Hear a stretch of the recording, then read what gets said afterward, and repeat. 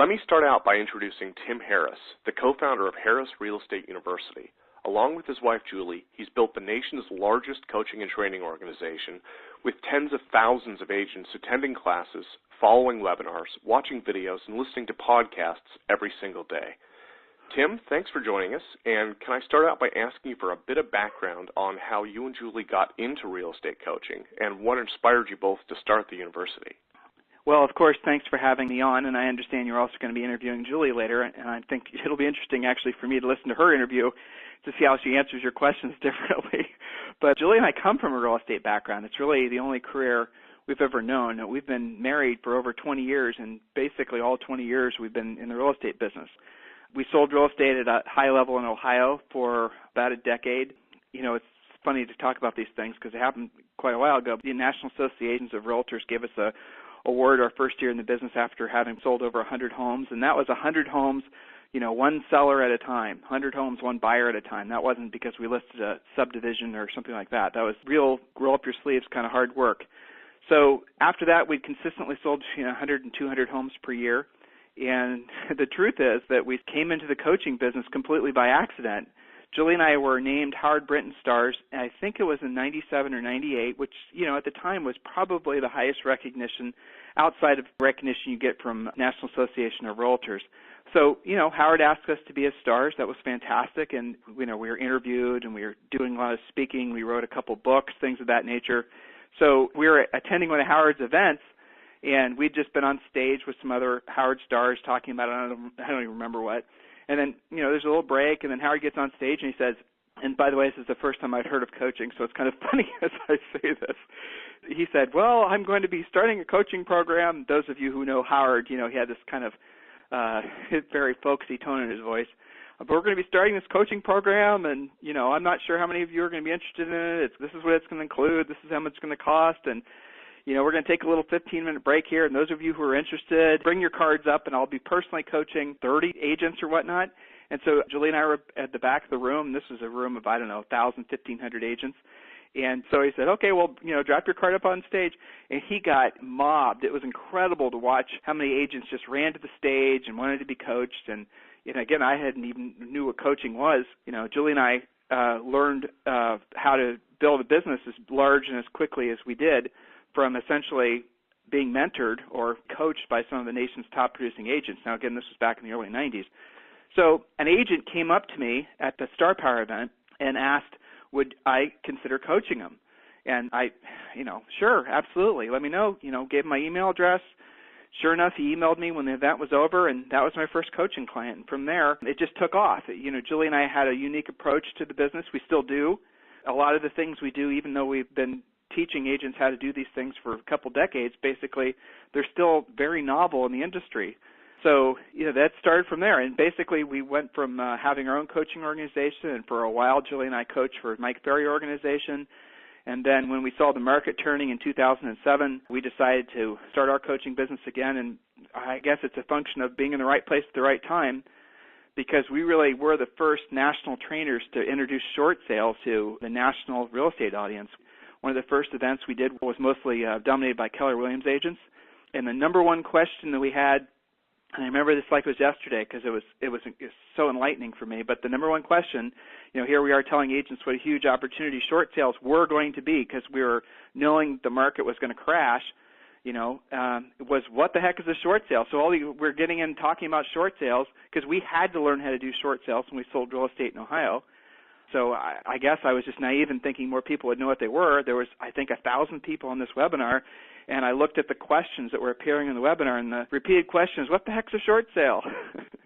So that's where it all started. And it's interesting now that we look back, all the short sale trainers, and I mean every single one of the people now who have taught short sale training have been students of ours. So it's kind of fun to reflect upon the fact that we've kind of were, I think, creators of bringing short sales to the national attention of the industry.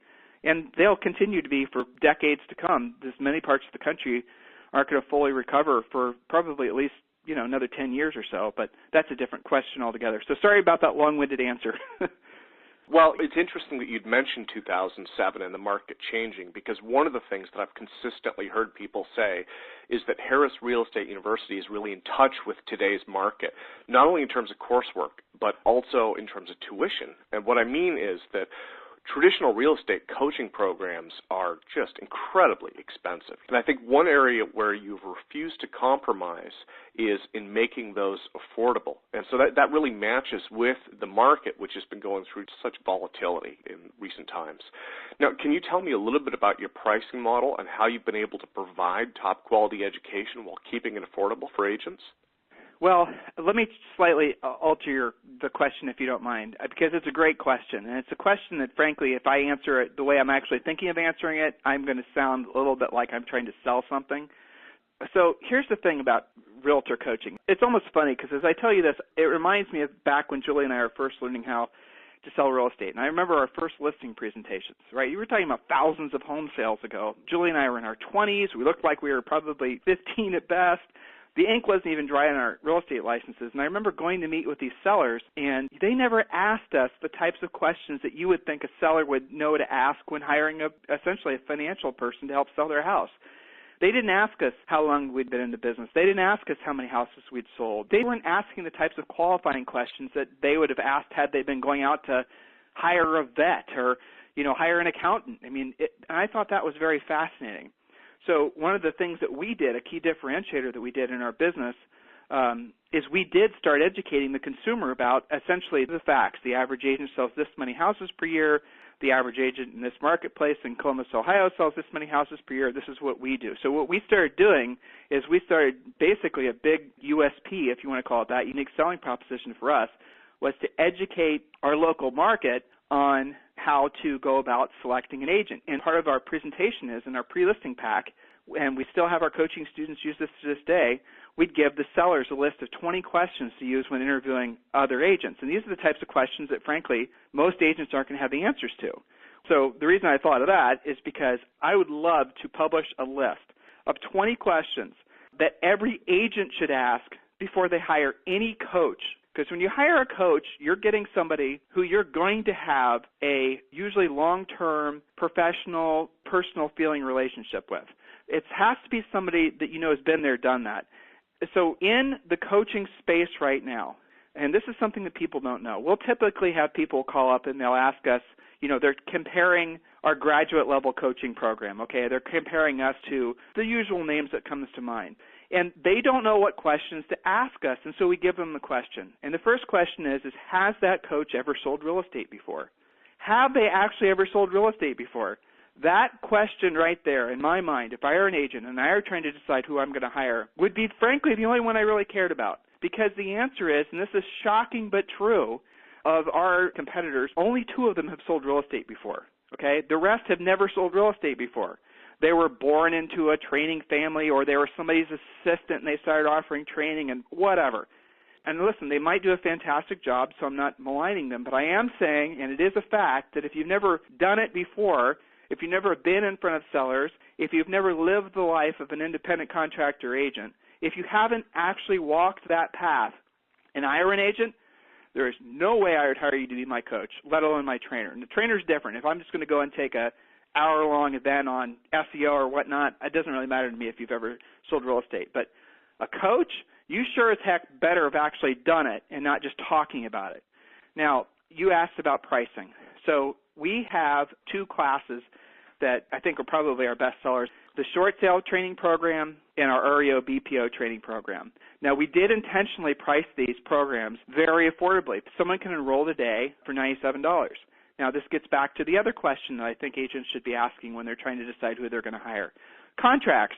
Okay, so here's another thing. All of the people that we generally get compared against are going to ask an agent to sign a 6-month obligation and usually a 12-month obligation. Well, so the agent will give the credit card number and they'll join this coaching program not really knowing what they're getting. And then 2 months into it, they feel like it's not for them. Well, guess what? You're still financially on the hook for those unpaid months. And if you try to stop payment or if you try to get out of that coaching program, they're going to sue you. I'm not making this up. It just seems insane. So we don't have contracts. If you join Harris Real Estate University and you're not happy and we're not delivering everything we say we're going to deliver, you can cancel. If it's not a fit for you, it's not a fit for you. Nothing more really to talk about. That's another really key differentiator. And I'm going to tell you another one. So most agents can join us for as little as $97 a month. We have other coaching programs that are $197. We have our undergraduate program, which is a one-on-one coaching program, which is $400 a month.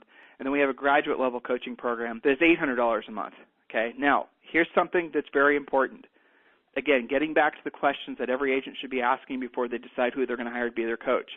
First question was, have you ever sold real estate, Mr. Potential Coach? Most times the answer is going to be no. The second question is, what happens if I don't like the service? What happens then? The answer to that question, if you ask anyone else other than HREU, is going to be you're stuck. The third question is who is going to be actually providing the coaching and the training? So, see, this, as I say this, again, anyone listening to this should be asking themselves, okay, I'm going to hire XYZ coaching company. I'm impressed with the person that I listened to at this live event. Maybe I went to some sort of training program or whatnot, and the person up on stage was, I really liked them. I felt connected with them. I'm going to sign that contract. I've now obligated myself. Who is going to be my coach? Here's the shocking truth, and this is true across the board. All the coaching companies out there have gotten rid of their professional experienced realtor coaches. That's essentially where you were actually being coached by a top producing agent, and now they've hired script readers. A lot of times you're going to join a coaching program, and you're essentially going to have the exact same call and experience as the 100 other people that joined. There's no personalization. There's no actually attending to your needs. There's not someone to slow down when you haven't mastered a specific skill. There's nobody to speed up. You all of a sudden determine that you're more apt at a specific skill, so maybe the best thing for you to do is advance quicker than the other agents in the same program. Well, guess what? All the other coaching programs out there, the script readers, you stick to their program. There's no moving forward. There's no going backwards. And here's the shocking truth. A lot of the people that are being hired by these coaching companies are not even licensees and have never sold real estate before. Ask the tough questions so that way you have a positive experience. I always, and I will always think like this. I always think of myself as that real estate agent in Columbus, Ohio, working with my wife. You know, eventually we formed a team. We had 13 people working for us. And I'll always feel connected with how I felt back then, because that's how I always make sure we do a phenomenal job for our students. And one of my prevailing thoughts is we always want to give agents who entrust us with their coaching and training overwhelming value. I want them to actually have the feeling of, oh my gosh, I cannot believe how much I'm getting for what I'm paying HREU. If I've accomplished that goal where someone feels like they're getting overwhelming value, I've done my job. Because I ask myself, when was the last time I felt like that about anything? When was the last time you bought anything where you were just blown away, where you thought, oh my gosh, I actually need to pay this person more. It was such a good experience. It just doesn't happen. And I strive, and all of our staff at HRU strives every day to make it so you always feel that way as a student of Harris Real Estate University. Those are kind of the core ethoses of how we do business. I think it's also important to mention, because we're talking about coaching and training, and this is not simply once-and-done educational courses like a lot of the competitive education institutes out there offer. Now, can you tell me a bit about how that coaching model fits into your educational structure and how that might compare to the more traditional model of taking a class, passing a test, or getting a one-time certification? Well, I know what you're referring to, right? So we are part of the National Association of Realtors network, right? We're an affiliate of them. We sell their designations. And those designations are the more you sign up, you take the online class that lasts so many hours, and then you get the designation. A lot of agents, that's all they want. They don't want coaching and training. They just want that, as you said, one and done. You know, I've got it, I took the class, I paid my money, and I'm out the door. That's fine. If that's what you're looking for, we can help you out there. Our designations are all for sale on harrisrealestateuniversity.com. That's not our core strength, though. The truth is, those designations are perfect pathways for people to join Harris Real Estate University. It's very uncommon that we don't have somebody who, say, for example, signed up for SFR and doesn't then realize that this was a great basis of my education on short sales. Now I actually want to take it to the next level, and then they enroll as students. That's typically the pattern that we see. We started studying that 4 years ago. The fact is that agents who are smart enough, frankly, to realize that they need some form of advanced training, those are the ones that are seeking out the designations because they recognize that they need that edge in the marketplace. Well, the agents that really realize there's an opportunity there are the ones that typically join Harris Real Estate University. We do have our own designations, right? But truthfully, the value at Harris Real Estate University is the education you get, not just the designation.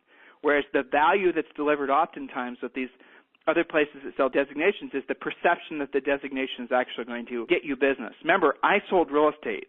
Everyone who works for us sold real estate.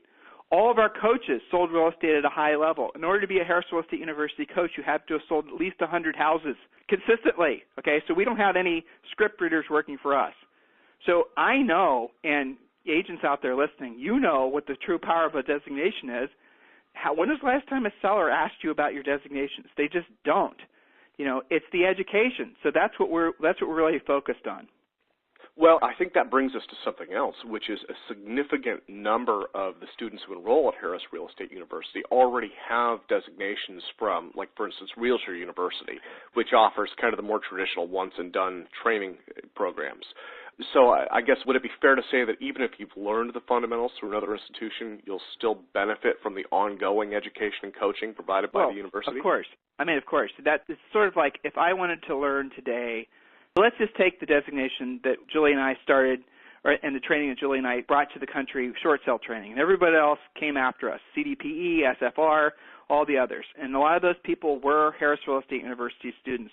And to their credit, a lot of them will say they got their training through us, which I think is noble of them to, frankly, admit it. Now, you look at one of those designations, and taking short sales again, you cannot stay ahead of the curve and know anything about short sales by taking a 2-day class, and then that's the end of your education. It is impossible that that's going to work. Because why? Everything changes. And, you know, we're in a world right now, especially in our industry, where things change constantly. Everyone knows. And if you're complacent in this industry for even a month, you are going to lose for sure.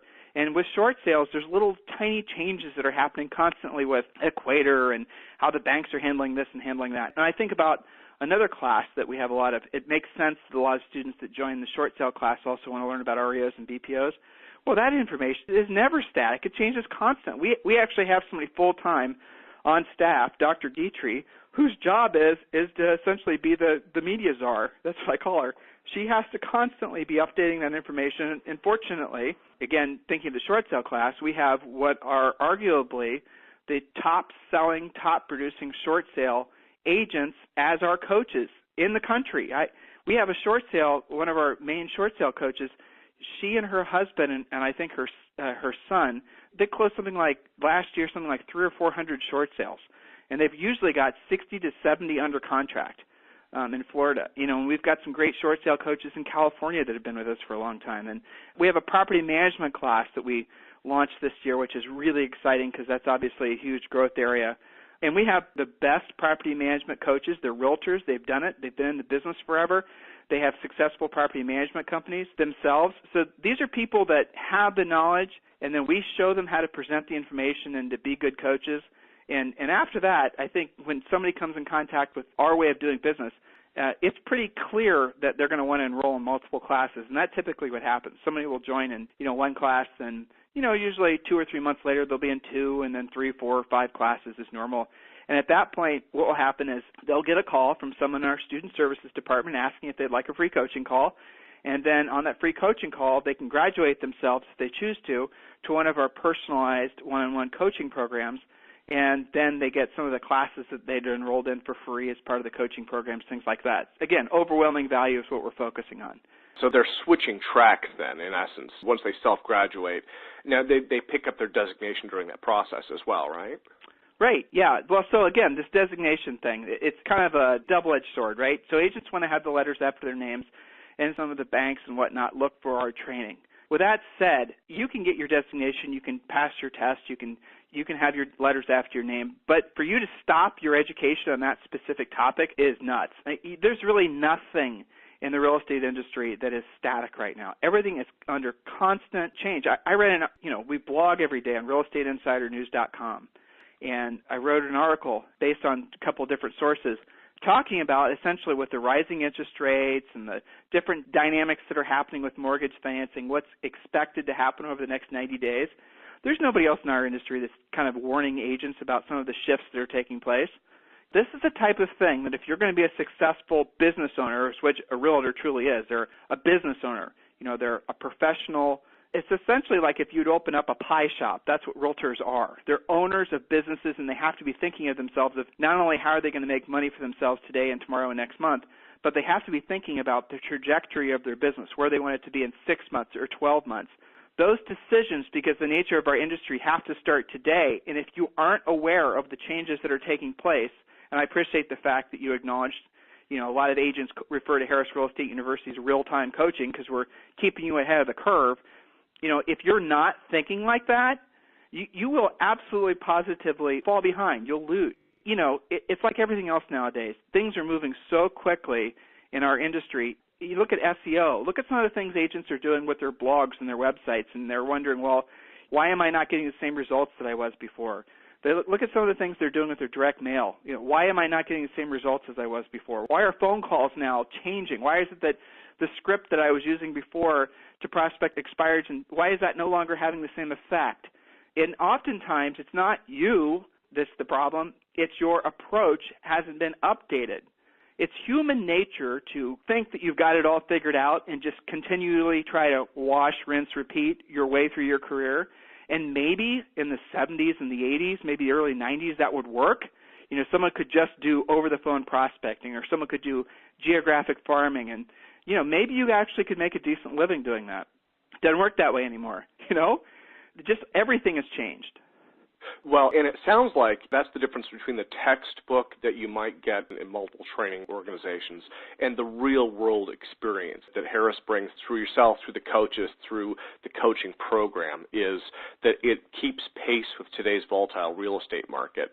Now, I think it's obviously important to have the fundamental knowledge about any specialization, but it sounds like the real value that you're bringing to it is how to apply that in the real world and in today's world.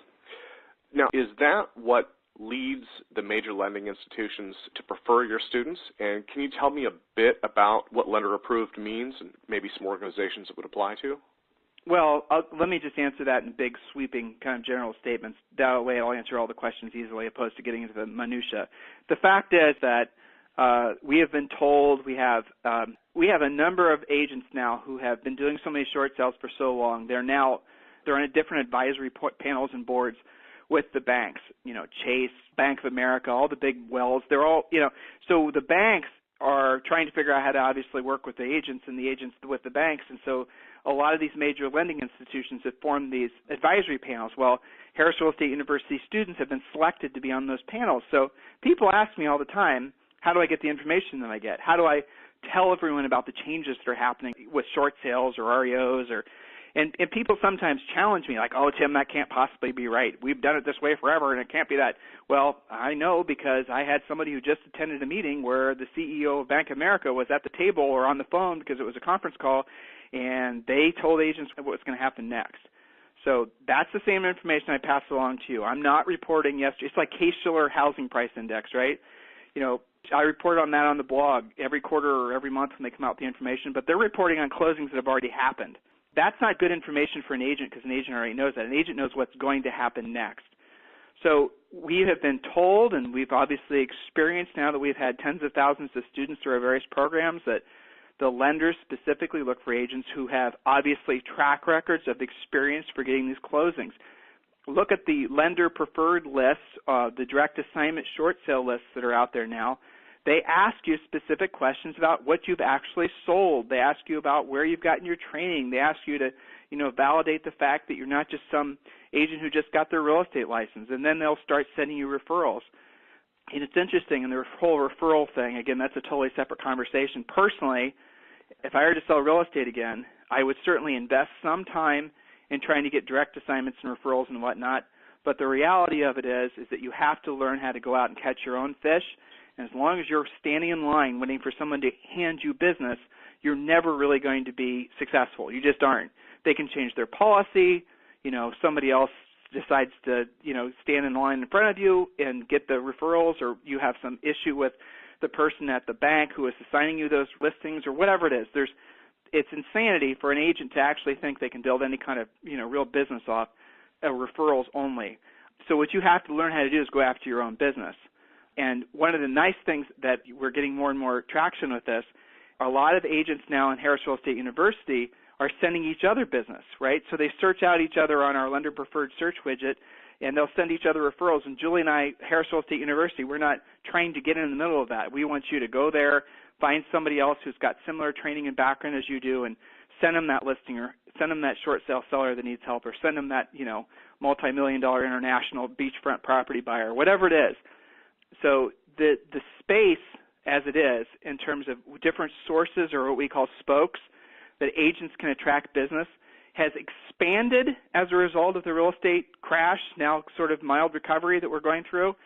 But the agents that are being selected to participate in some of those new programs, the old rule of 95.5% of the agents make all the money.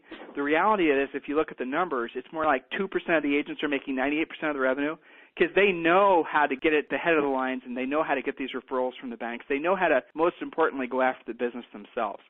So it's easy for an agent to think, well, I'm going to get on these lists, and all of a sudden listings are going to come raining down on me. It just doesn't work like that. Unfortunately, it's more complicated than that, but one of the reasons you hire us as your coach is we're going to show you around the field so you don't step on any of the mines. We can show you how to accomplish the goal quicker. I mean, at the end of the day, that's the reason you hire a coach. Well, I think that comes through with the demographic data. Harris Real Estate University students, according to 2012 and 2013 polls, are at nearly twice the income of the average realtor. Would it be fair to say that these are the factors that contribute to that success? You're referring to the survey? Yeah, honestly, when we saw the results, I wasn't surprised by any of them. I wasn't surprised that our agents make more money. I wasn't surprised that our agents were more optimistic. I wasn't surprised that our agents were more business-minded. I wasn't surprised by any of it. I tell you what I really liked. I liked how a lot of our agents were, based on the way they answered their questions, and we didn't publicize all the questions and all the answers. Some of them we just used for our own internal purposes. I was really pleased to see the number of agents that are writing their own comeback stories, and it's really probably started in earnest maybe midway through 2012, where agents were starting to feel the market returning.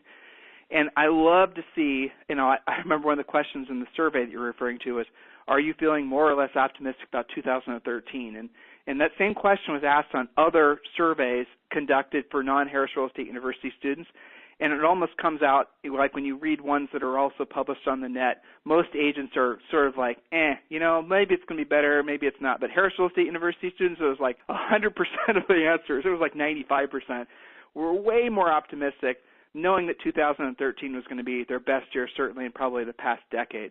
The other thing I noticed from that survey was a lot of our students are approaching their businesses and, frankly, their personal financial lives completely different than they did during the boom. And I think, again, this is something else that nobody else is going to talk about with agents, but it's frankly the most important question. And if you don't mind me going in a slightly different direction for a second. Oh, sure.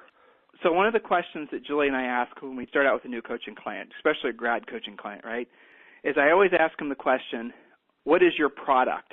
And I kind of got the inspiration for this question from reading Steve Jobs' biography. And what is your product? What is it that you produce? And we've asked this question live, and Harris Real Estate University students who are listening now, they've certainly heard me ask this. And the answers that we get up typically are, customer service, happy sellers, happy buyers, closed transactions, those types of answers, which are all true, right? I mean, your product is those things. But I would challenge all of you right now, as I ask you that question again, to actually think about it for a second. So I'll ask the question again. What is your product? What is your product? Come up with an answer. Take a second, come up with an answer. Your product, here's the answer. And by the way, there are no other answers. This is the only answer. Your product is profit. Profit. If you're not making profit from your business, maybe many of you don't know if you're making profit from your business. Request a free coaching call and we'll help you figure that out. But if you're not making profit and you're just passing money in and out, and you're not building your net worth, and you're not paying your debt off, if you're not gaining financial freedom from your business, guess what? You're doing something wrong. The only reason, unless you're a nonprofit, the only reason that you would run a business is to make a profit. Full stop. So everyone listening today, challenge yourself that if you're not producing a profit from your business, a profit is something that you invest. A profit is something that you pay off debt with. A profit is something that you build wealth with. If you're not making a profit because you're spending all of your money on your business, and I've coached hundreds of agents that have been taught to constantly spend more money on marketing. I was listening to somebody else's webinar, and he kept on talking about, he said things like, if your competition is doing 10 marketing things, you have to do 20. If they're doing 20, you have to do 40. You get the idea. So in his mind, what he was teaching his coaching students was essentially is that you basically, as a business owner, as a realtor, your job is to essentially outspend, outmarket your competition. Well, guess what? You won't have any profit. There's no point in that. That's just all ego. The only reason that someone would do that is for ego. Your business, ultimately, if you had a publicly traded business, if you had investors, if I was investing in your real estate practice and I had given you money to start the business and, whatnot, at the end of the month, I'm going to expect a check that's going to be based on the percent of profits. And if I'm not getting that, you're not doing your job correctly.